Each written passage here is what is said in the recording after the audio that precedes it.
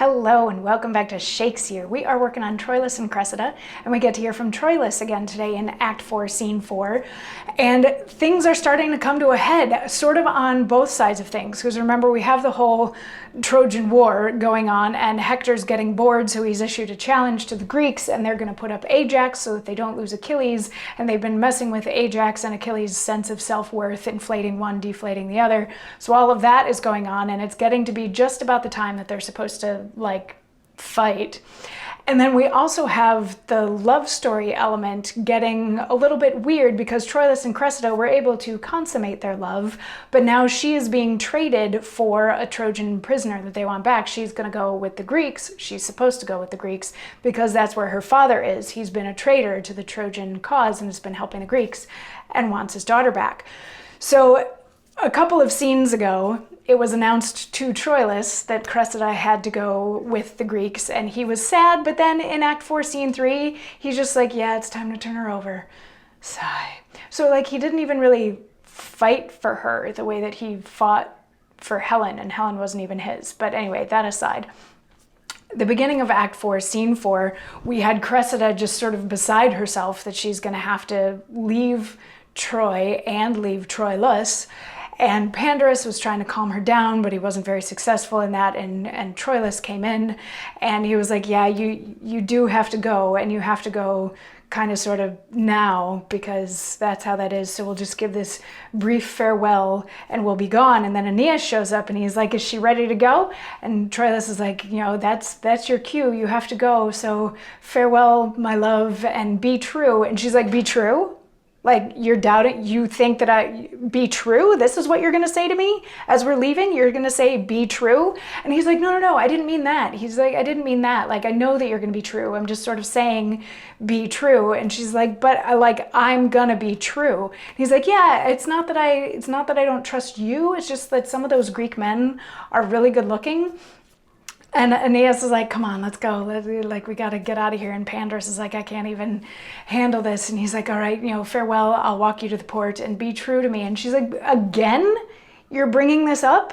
Again? You're going to tell me to be true to you? And finally she gets around to, are you going to be true to me in this separation? And Troilus says, who, I?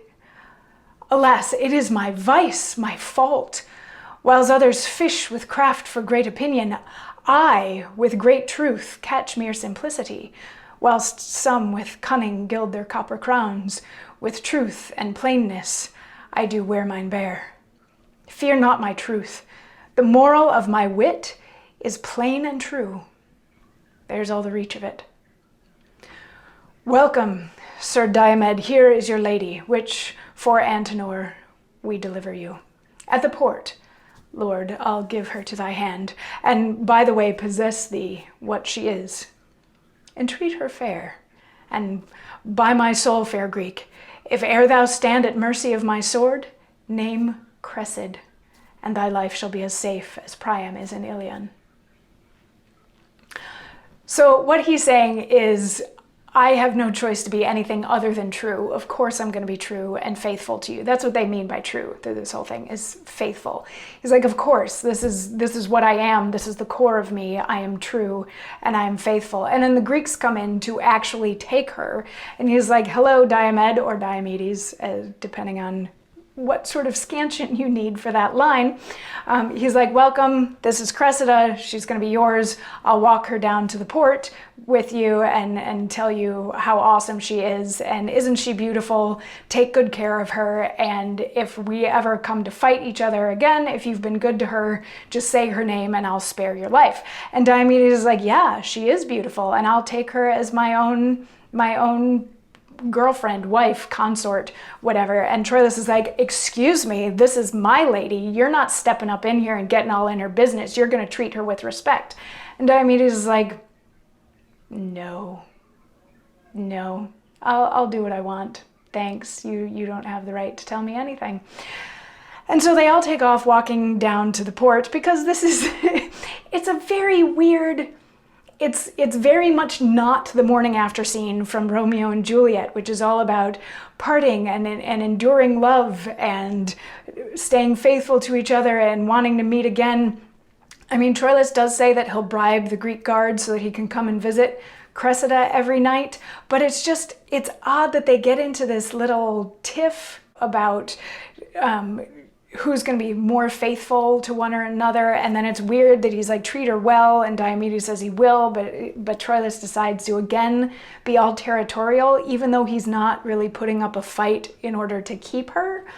So it's just, it lacks the romance that some of Shakespeare's other romantic stories might have, which also says a lot. And also they're in the middle of a war, so maybe it's a commentary on love in the middle of war. But anyway, they start down towards the port, but then they hear, most of them leave, but then I think it's just like Paris and Aeneas left, and the bell rings saying that it's time for Hector to go and fight this champion. They're like, oh my God, we're late. I was supposed to be out on the field before him. And they're like, go, go, go. We got to get this taken care of.